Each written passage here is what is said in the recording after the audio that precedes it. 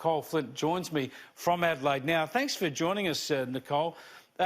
We talked in the days after the election about the incredibly aggressive campaign against you. You've had plenty of time to reflect on that. Obviously, you're quite stoic after the event, but you've talked to Pembo about how this was an attempt essentially to crush you and to intimidate you and harass you. We know there was a complaint to the police about someone stalking you. We know there were vile messages sprayed across your electorate office. I mean, this is a very, very nasty business, and the campaign against you was much more nasty than what we've come to expect. Absolutely, Chris. And as I said to you when I spoke to you just after the election, I want to do everything within my power to make sure that this behaviour stops in Australia. One of the beauties of being an Australian is that you have full access to your federal, your state and your local government representatives, and we want to make sure that continues. And for that to continue, we've got to make sure that people like me feel safe in my workplace. Well, this is the point. You're saying that during the campaign you did not feel safe. Tell us what transpired. It was really the cumulative effect. I strongly believe that the behaviour of GetUp and the unions and the Labor Party, who were all working in concert, enabled or encouraged a level of aggression in not just my community, but, you know, in Peter Dutton's community, Kevin Andrews, and we saw Kevin's comments today in The Australian as well. That is very unusual in Australian politics, and I feel that people only behaved that way, which, you know, in my case ended up with someone stalking me, because they felt that their behaviour was being endorsed by, well, encouraged by what they were seeing, or the treatment that they were seeing inflicted on me by GetUp and the unions and Labor. Do you think in general we see more aggression, more hate in general political discussion from the left than we do from the right of politics?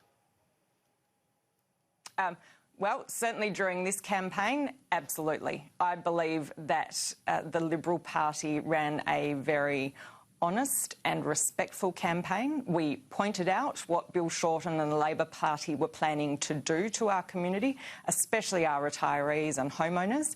But mainly, we just ran a really positive campaign explaining to our voters that, you know, we have a plan for a strong economy, we'll guarantee essential services, whether that's health or education or roads funding, which is a really big issue in my electorate.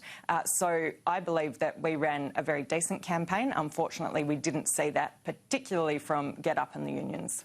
Why do you think there was so much hatred directed against you? Is it because you're conservatively aligned, you're a Conservative Liberal MP, or because you're a woman? Look, I ended up as one of the 6 federal Liberal MPs on GetUp's hit list. They deemed me hard right. I'm still not quite sure what that means, Chris. Maybe you or your viewers can give us some clues as to what they actually mean by that.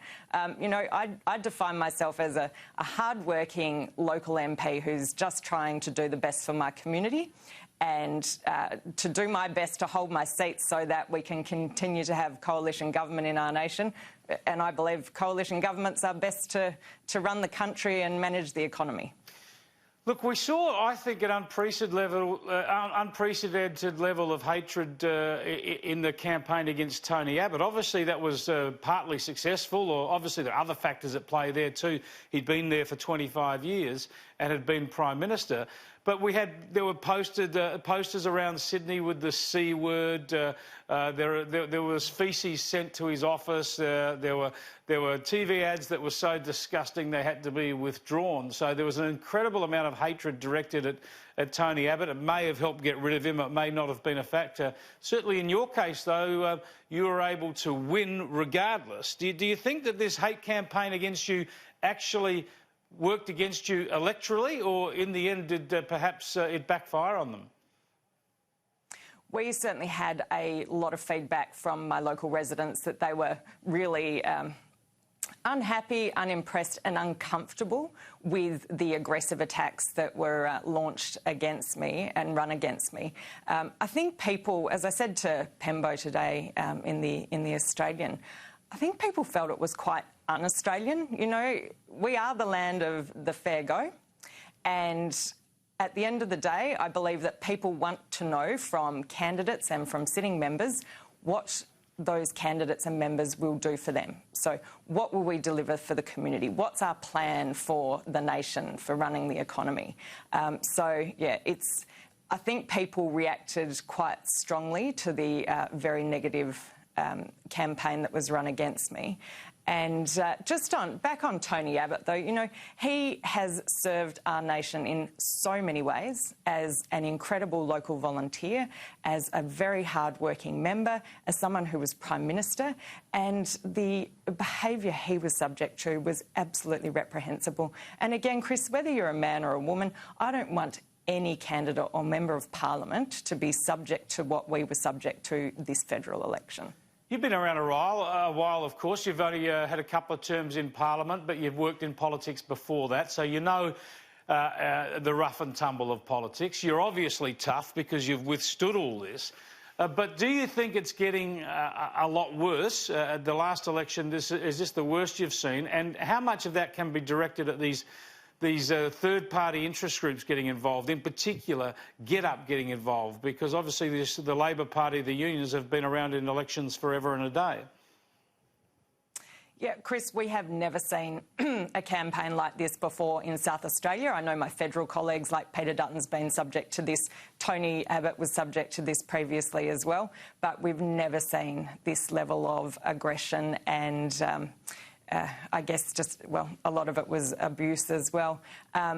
It got to the stage for me, obviously there was the stalker incident, and I'm incredibly grateful to the South Australian Police for acting very swiftly and being incredibly supportive of me through that. But it got to the stage where we made a decision as a campaign team that I shouldn't be alone. I mean, I often do a lot of things out in the community on my own.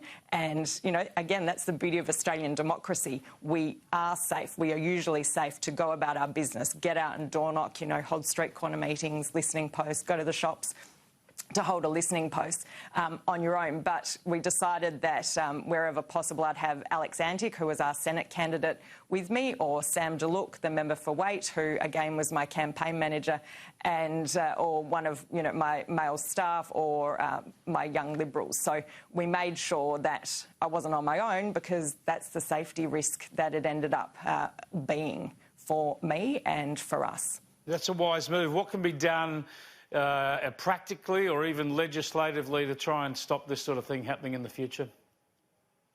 Well, I think we just need to fully expose the tactics of Get Up and also of the unions, and how they've worked in with the Labor Party to run these sort of hit campaigns on members like me, but, you know, Peter Dutton, Tony Abbott, Kevin Andrews, Greg Hunt, and also Christian Porter were subject to the same behaviour that I was. So we need to just make sure that people understand what these tactics are, how these groups are operating, and I think importantly, where their fundings come from. So I don't believe that Get Up's subject to the same funding reporting requirements that the unions or certainly political parties are subject to. So where are they getting the cash to, whether it's employ paid protesters or run their vicious online campaigns? Where are they getting their money from? Well, I think the trouble is Get Up, apart from some big donations and union donations and the like, they get a lot of donations from nice people who think that they're a lovely organisation fighting for women's rights and for the environment and whatever, and they would be disgusted that they get involved in this sort of thing. Let me just put up on screen a statement that Get Up has issued. We asked them to come on and answer questions about this campaign, but they've sent us a statement instead. Get Up says they condemn the sexist and cruel attacks Nicolle Flint and other women, such as Zali Steggall, faced during the campaign, as well as bullying from within the party. They specifically condemn the attacks on Miss Flint's office at the time, they say, and there's no place for that in our politics. Get Up volunteers campaigned in Boothby to champion climate change, climate action by singing alongside children's entertainer Peter Coombe, having heart-to-heart phone calls with their neighbours and volunteering on election day. We will continue to hold politicians to account on the issues that matter. So there's Get Up's response. They're saying they're against all this sort of thing, and they're saying even candidates like Zali Steggall get the same sort of treatment that you received. And I think the facts are just show that not to be true. That's nonsensical. We saw what happened in the in that campaign in Warringah, and Zali Steggall didn't get vicious, nasty attacks. It was all against Tony Abbott with foul posters and nasty stunts. But that's their response. What's your response to that, Nicolle? Well, my response, Chris, is, as I said to you after the election, I want every single candidate and MP to feel safe in their workplace, and I want elections to be conducted in a respectful manner as they have been in the past in Australia. You know, I'm a big believer as a true Liberal in freedom of speech. Everyone should feel confident and comfortable to voice their views and be able to have a debate about their views. It'd be really boring if we all disagreed. But we're at the point, unfortunately, particularly for members of parliament, whether it's local, state or federal government, that we're seeing this aggressive behaviour levelled at people for all sorts of reasons, and we've seen it particularly badly this federal election. So I'll just do whatever I can to make sure, or to try to make sure, that things are more respectful in future. And so if talking about my experience and what I went through thanks to the Get Up Union and Labor Party campaign against me helps that, then I consider that as part of doing my job, and also making sure that other women aren't put off by what they've seen happen to me if they're thinking about putting their hand up for Parliament.